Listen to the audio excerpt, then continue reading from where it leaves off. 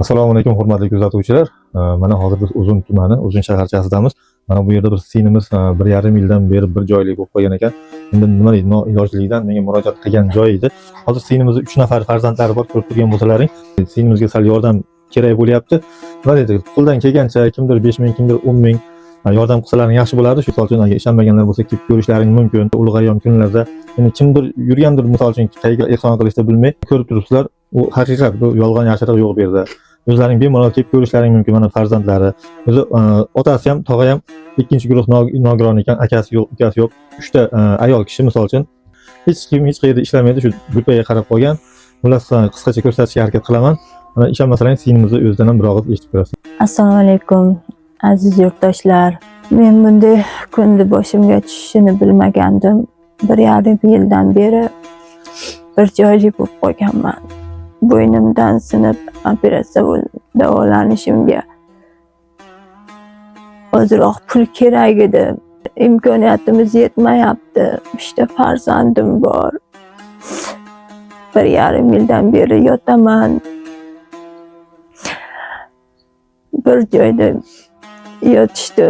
Dushmanimga ravo ko'rmayman. Og'riqlardan charchadim. Har kuni shu og'riqlar bilan yashayapman. Agar imkoniyatlaringiz bo'lsa, yordam beringlar. Turib ketishimga yordam bersalaringiz sizlarga duo qilaman. İşte farzandim uchun, oilam uchun yordam beringlar.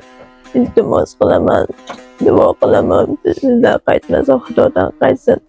Turib yurib ketishimga yordam bersalaring.